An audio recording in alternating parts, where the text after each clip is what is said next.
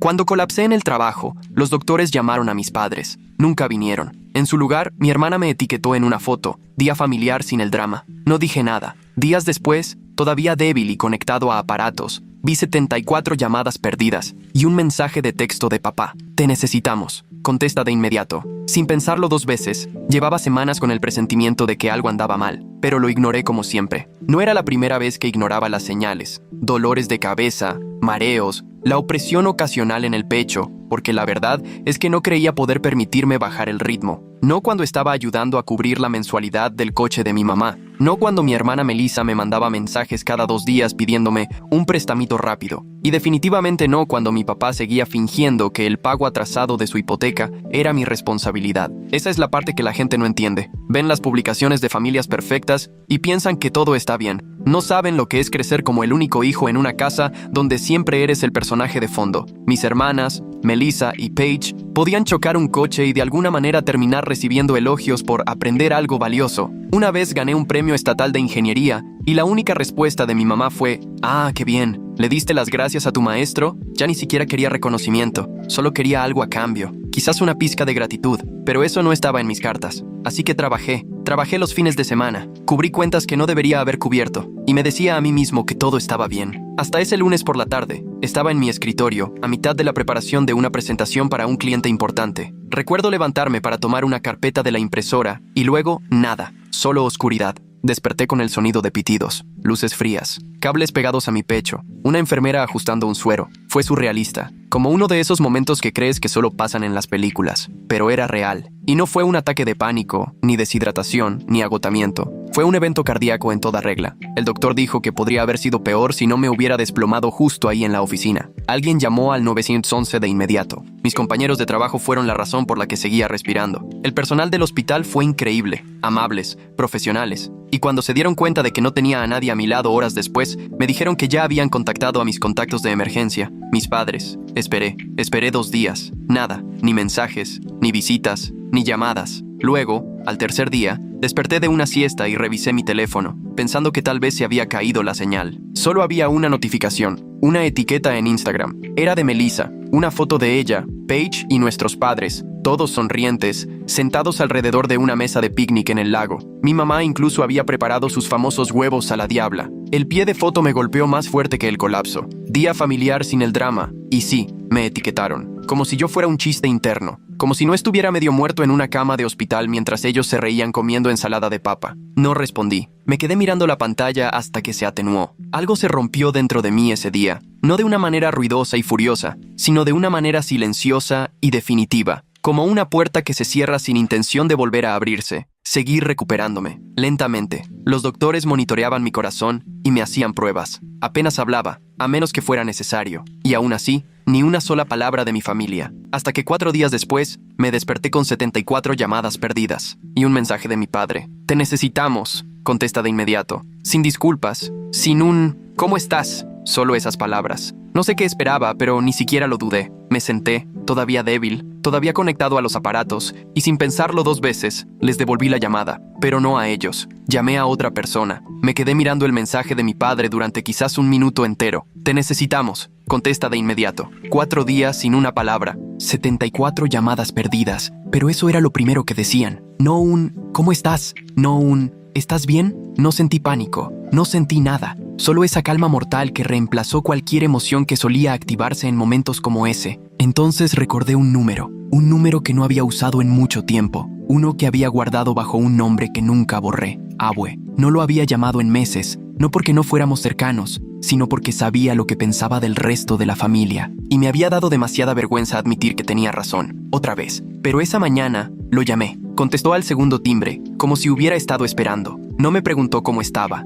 solo preguntó en qué hospital. Eso fue todo, sin vacilaciones, sin preguntas, sin silencios pasivo-agresivos. Solo una respuesta inmediata, como si yo importara. Eso era algo que no había sentido en años. Apareció 40 minutos después. De alguna manera, se veía exactamente igual. La misma chamarra rompevientos de siempre, el mismo reloj que había usado desde que yo era niño, la misma expresión en su rostro, como si ya nada lo sorprendiera, pero siempre estaba listo. Entró, se sentó, me miró y dijo: «Así que finalmente también te quebraron a ti, ¿eh?» Ni siquiera le pregunté cómo lo sabía. Solo asentí. Se quedó conmigo todo el día. Habló con mi enfermera. Hizo preguntas de verdad. Pagó discretamente una de las pruebas que mi seguro rechazó sin darle importancia. Luego sacó una tableta y empezó a ayudarme a poner orden en el desastre que había dejado en piloto automático. Revisamos todo. Mi nombre estaba en 5 acuerdos de préstamo diferentes, 3 tarjetas de crédito, 2 servicios públicos, una póliza de seguro de coche para un vehículo que ni siquiera conducía. Estaba tan arraigado en mi rutina que ni siquiera me había dado cuenta de lo mal que se había puesto. Cada vez que tenían una mala racha,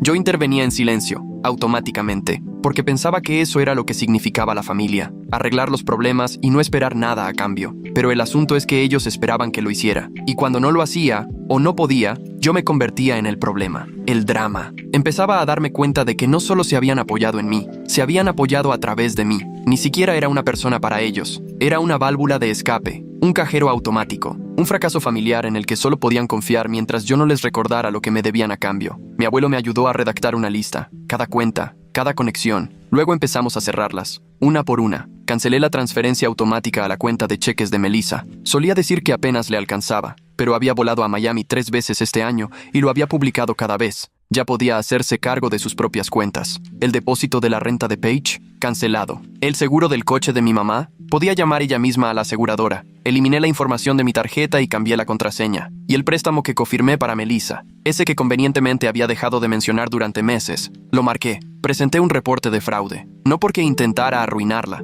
sino porque nunca acepté ser su plan de respaldo para siempre. Estaba harto de firmar papeles para gente que no aparecería por mí en una cama de hospital. Mi abuelo no dijo mucho, pero de vez en cuando dejaba escapar un pequeño y silencioso bufido, como si estuviera decepcionado y no sorprendido a la vez. Él era el único que me había dicho la verdad, que la lealtad es tan fuerte como las personas a las que eres leal. Para cuando se fue esa noche, las llamadas se habían duplicado. Tuve que silenciar mi teléfono. Mamá había dejado mensajes de voz fingiendo que acababa de enterarse de lo que había pasado. Paige escribía en mayúsculas, como si eso me hiciera responder más rápido. Melissa se había quedado callada, lo que, en su caso, significaba que estaba preparando algo peor. Luego llegó otro mensaje, de papá: «Esto es serio, llámame ahora, todo se está desmoronando». Todavía ninguna mención del hospital, ni una palabra sobre lo que me pasó. Solo pánico, no por mí, sino porque sabían lo que se venía. La primera ficha de dominó había caído. Simplemente no se daban cuenta de que yo era quien la había empujado. Todavía estaba en el hospital cuando empezaron las consecuencias.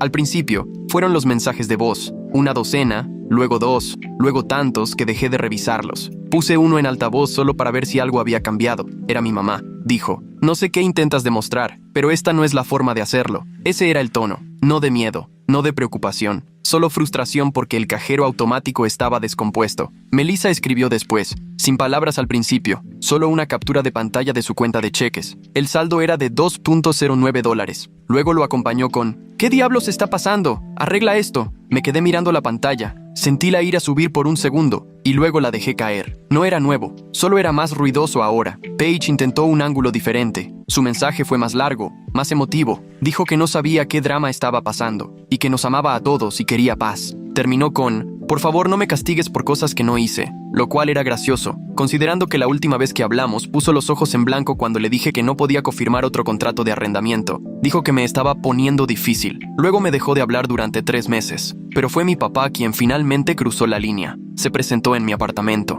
Mi abuelo me lo había advertido. Vio su coche afuera más temprano, con el motor encendido. Yo todavía estaba en recuperación, no lo suficientemente fuerte para caminar sin ayuda, pero eso no le impidió estacionarse afuera como si esperara la liberación de un rehén. No respondí. Más tarde ese día, llegó un mensaje: «Estás a punto de destruir todo lo que construimos. Espero que entiendas el daño que estás causando. Todo lo que construimos». El descaro de esa frase fue suficiente para hacerme reír en voz alta. Lo leí de nuevo solo para asegurarme de que no lo había imaginado. Ninguna disculpa, ninguna mención del hospital, ninguna preocupación por lo que me había llevado allí en primer lugar. Solo miedo. Miedo de perder la ventaja que habían tenido durante demasiado tiempo. Luego vino la publicación. Melissa subió un video, sin música, sin voz, solo un recorrido lento y dramático por la casa de mis padres, completamente vacía. No solo despejada, sino vacía como si los hubieran desalojado. La puerta principal abierta de par en par, la sala desmantelada, la mesa del comedor desaparecida. Incluso se habían llevado las cortinas. El pie de foto decía: «Se llevaron todo, y adivinen quién lo permitió». Lo vi una vez. Luego, abrí mi aplicación de finanzas. Busqué la hipoteca. Había entrado en mora. De nuevo, habían usado el capital de la casa para pagar la deuda de la tarjeta de crédito de Melissa y financiar la idea de negocio en línea de Paige. Una empresa de velas o una boutique de ropa, no recuerdo. Fracasó en 2 meses. Nada de ese dinero se había destinado a la hipoteca. Les había advertido el año pasado, solo una vez, que si no lo administraban mejor, yo me salía. No me creyeron. Así que cuando me retiré, el banco actuó. Mi abuelo estaba allí cuando encontré los documentos. No dije nada al principio. Solo me desplacé por la pantalla, mostrándole el saldo, los cargos por mora, los avisos que nunca vi porque habían ido directamente a la dirección de mis padres. Él asintió una vez. Luego hizo algunas llamadas, una a su abogado, otra a un viejo amigo experto en planificación patrimonial, y finalmente a su contador, de cuya existencia no supe hasta ese día. Lo que aprendí a continuación lo dejó todo claro. Mi familia no solo se había apoyado en mí, también habían estado rondando sigilosamente a mi abuelo, especialmente después de que se jubiló.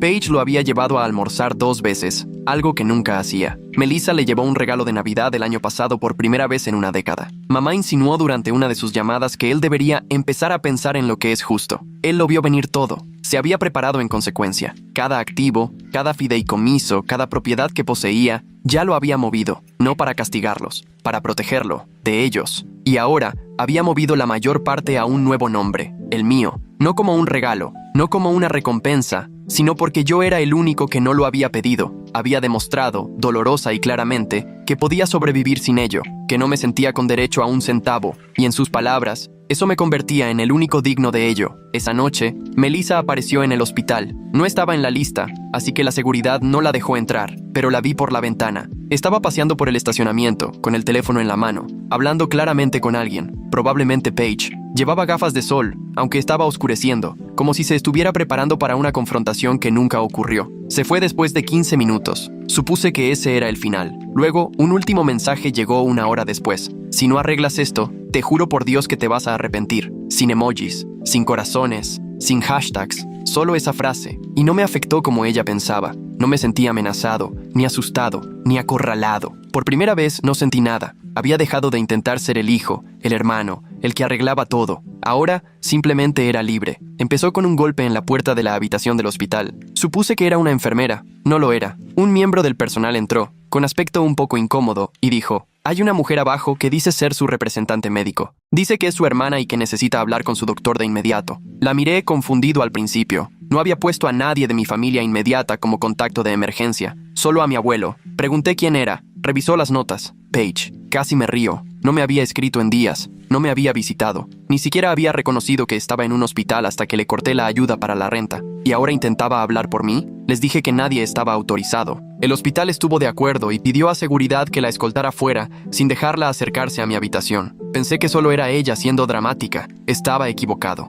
Unas horas más tarde, mi abuelo entró con un sobre de Manila. Lo dejó caer sobre la cama y se sentó. Dentro había capturas de pantalla impresas de un intercambio de correos electrónicos entre mis padres y un pequeño bufete de abogados del que nunca había oído hablar. Estaban investigando la posibilidad de obtener la tutela legal, específicamente sobre mí. Lo leí 3 veces solo para asegurarme de que lo entendía. Intentaban afirmar que no estaba bien, que era mentalmente inestable, errático, que posiblemente sufría de estrés postraumático o un colapso nervioso, y que mis recientes decisiones financieras mostraban un patrón de volatilidad emocional. Su objetivo era claro. Si podían conseguir que alguien, preferiblemente mi padre, fuera nombrado tutor temporal, podrían congelar las reversiones financieras que yo ya había puesto en marcha, restaurar el acceso a las cuentas, reabrir el crédito, recuperar el control. Intentaban pintarme como incompetente, las mismas personas que ni siquiera comprobaron si estaba vivo hacía 4 días. Me quedé pensando en eso un rato. Mi abuelo estaba tranquilo. Me dijo que esto no era nuevo para él. Años atrás, cuando mi tío intentó separarse de la familia por razones similares, mis padres también habían barajado esa idea. Nunca llegó a nada. Pero ahora, con dinero real en juego, lo estaban intentando de verdad.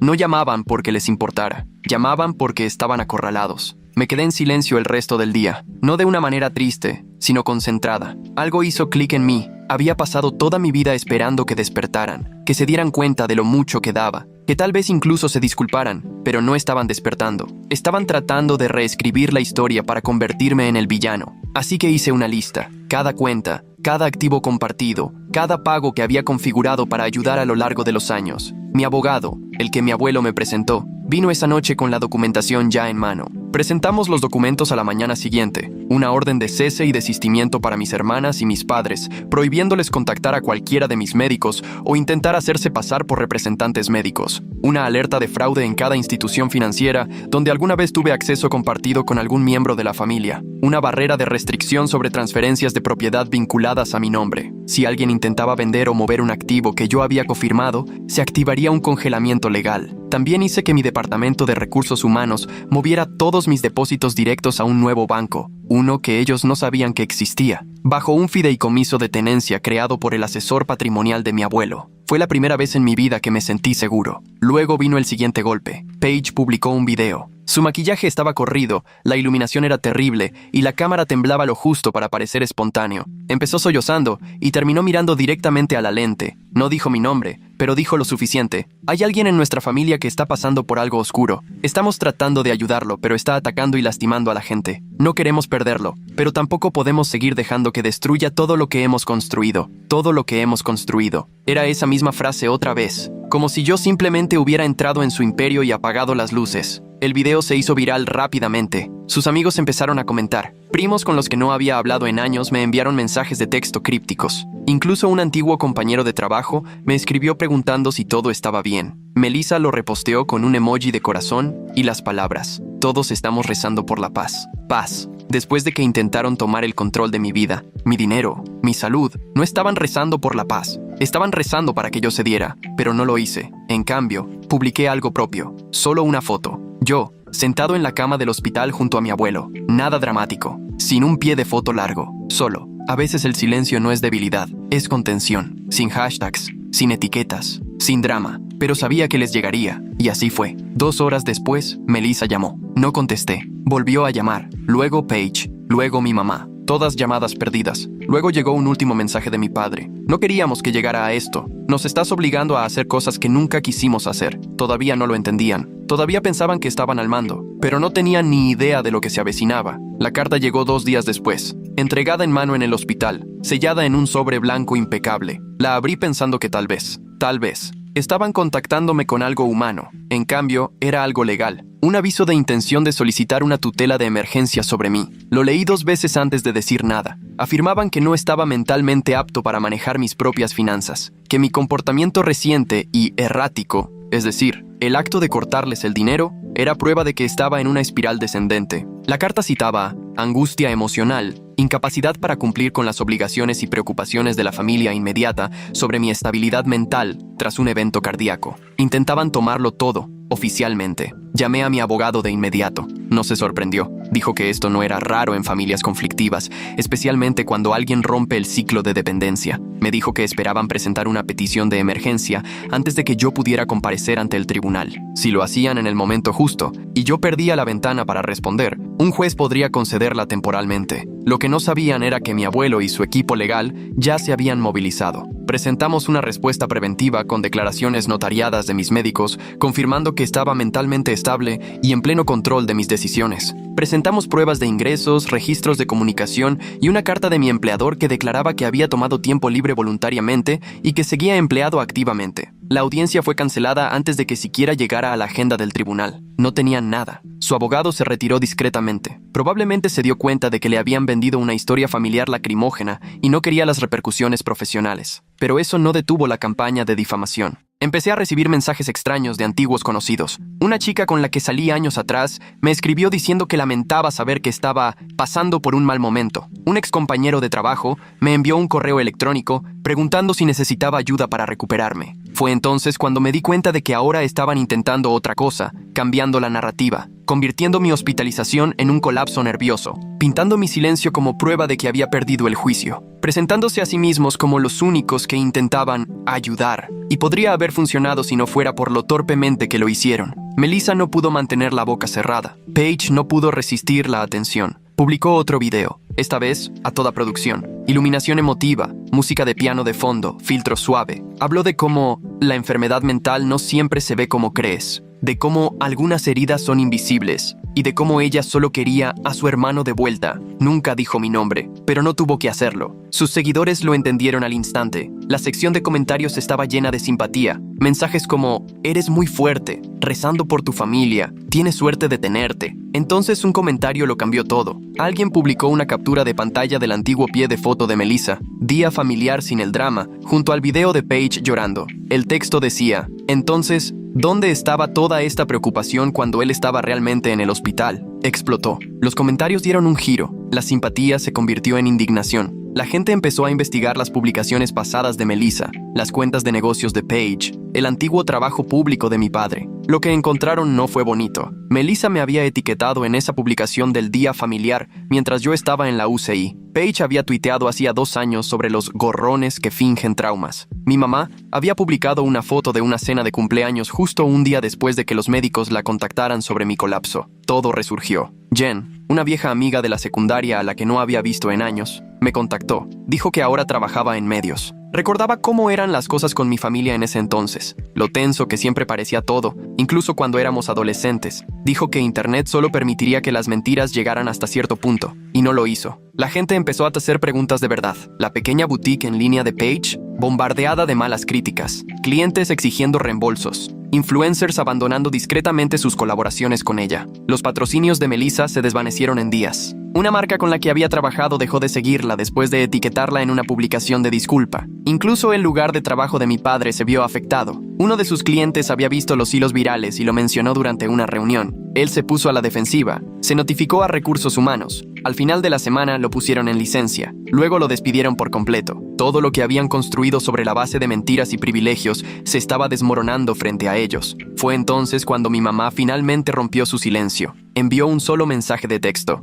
Por favor, ¿podemos hablar? Sin chantaje emocional, sin defensa. Solo esas 5 palabras. Lo miré durante mucho tiempo. No sentí satisfacción. No realmente. Lo que sentí fue distancia, como si las palabras vinieran de alguien que solía conocer en una vida que ya no existía. No respondí. En su lugar, abrí mi aplicación de notas. Empecé a hacer una lista de las cosas que todavía necesitaba cortar, cancelar y cerrar. Finalmente habían ido demasiado lejos. No solo conmigo, sino con la historia que intentaban venderle a todo el mundo. Y todavía no entendían la única verdad que nunca se molestaron en considerar. No estaba enojado, simplemente estaba harto. Pensé que se rendirían después de que el intento de tutela fracasara, después de la reacción pública, después de perder trabajos, patrocinadores y los últimos restos de credibilidad que tenían. Pero debería haberlo sabido. La gente egoísta no se rinde, se adapta. Acababa de ser dado de alta del hospital, todavía débil, pero capaz de caminar por mi cuenta. Mi abuelo me recogió, me dio una bebida y me dijo que iríamos a su casa por unos días. Estuve de acuerdo. No quería volver a mi apartamento. Todavía se sentía demasiado cerca de ellos. Estábamos a mitad de camino a su casa cuando mi teléfono vibró.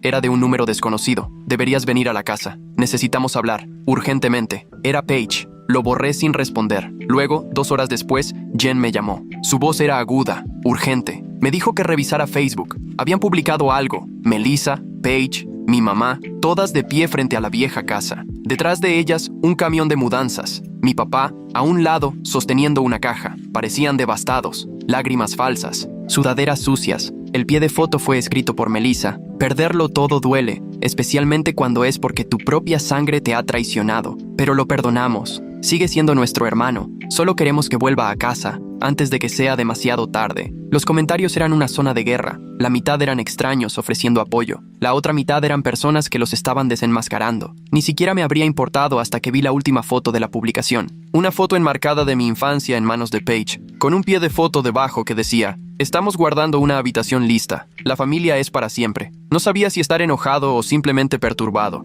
Se sentía como un chantaje emocional, una actuación digital destinada a hacerme ver como el villano, mientras se posicionaban como víctimas dispuestas a darme la bienvenida de nuevo. Pero la parte más inesperada llegó al día siguiente. Recibí una carta por correo de la oficina del registro del condado. Dentro había un testamento escrito a mano, no de mi abuelo, de mi padre, uno nuevo. Había sido redactado la semana después de su fallido intento de tutela. Detallaba sus activos, que, irónicamente, ahora eran muy pocos, y declaraba que, en caso de su fallecimiento, todo iría a los miembros restantes de la familia que mantuvieran la unidad. Y luego, con letra temblorosa, Colton queda desheredado hasta que regrese a esta familia y se reconcilie. Me quedé mirando el papel durante mucho tiempo. Luego me reí. No porque quisiera algo de él, Nunca lo quise, sino porque la jugada final, el último movimiento, era exactamente lo que siempre había sido, una trampa, un último intento de atraerme de nuevo al sistema que construyeron. El mensaje era claro: vuelve al redil o serás borrado. Pero no se daban cuenta de algo importante. Yo quería ser borrado,